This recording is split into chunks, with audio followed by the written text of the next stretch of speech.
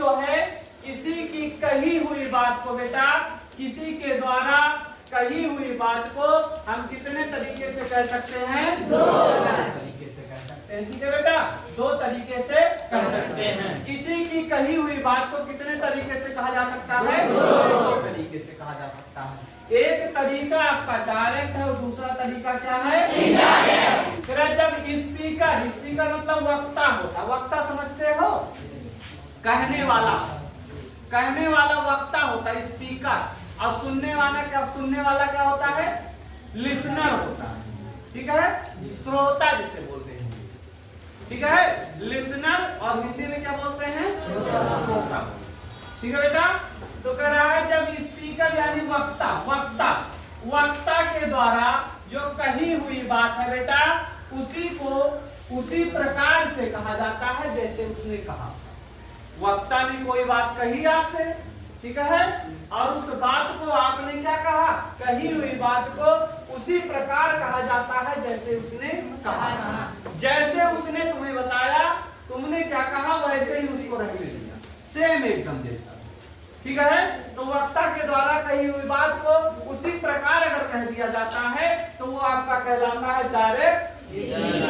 ठीक है, लेकिन कह रहा है दूसरा पॉइंट, जब स्पीकर यानी वक्ता द्वारा कही हुई बात को थोड़ा सा क्या कर दिया जाए, उसमें थोड़ा सा बदलाव कर दिया जाए या बदल।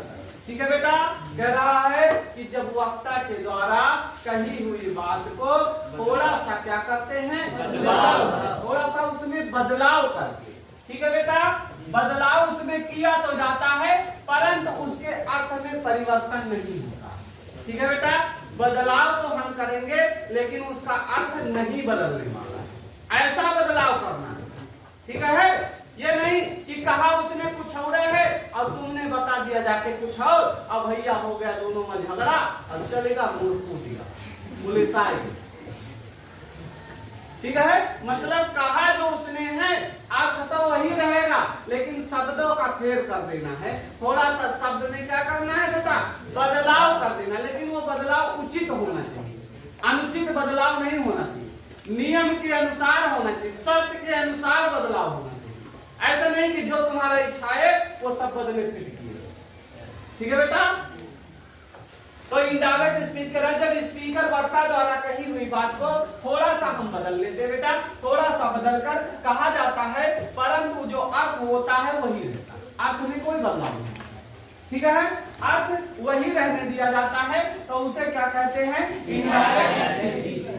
बात समझ में आएगी? डायरेक्ट और इनडायरेक्ट स्पीच। अगर कोई भी बात हो, किसी के द्वारा कोई भी बात हो, अगर वो बात है तो उस बात को हम दो तरीके से कह सकते हैं। एक तरीका आपका क्या है? डायरेक्ट है, और दूसरा क्या है? इनडायरेक्ट। इनडायरेक्ट है।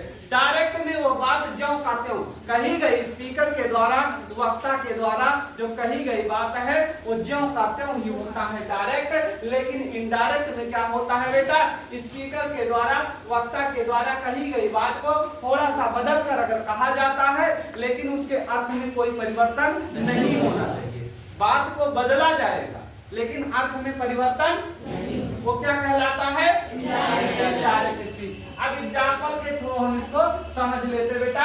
जैसे डायरेक्ट में है ही said I am hungry। ठीक है, जो वो कह रहा है, जो स्पीकर है, स्पीकर वक्ता कह रहा है, अपने बारे में कह रहा है।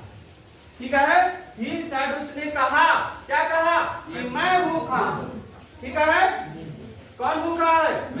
जो वक्ता है आपका बेटा, जो वक्ता है वो अपने बारे में कह रहा है, जो स्पीकर है वो अपने बारे में कह रहा है, तेरा भैया आज हम भूखा हैं। ठीक है, तेरा ही शायद उसने कहा, वह कौन है? वक्ता है।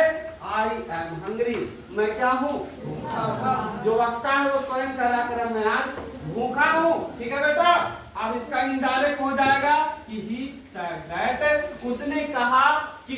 ठीक है, उसने कहा कि, सॉरी ही पर आ गया, दैट मतलब उसने कहा कि वह क्या था?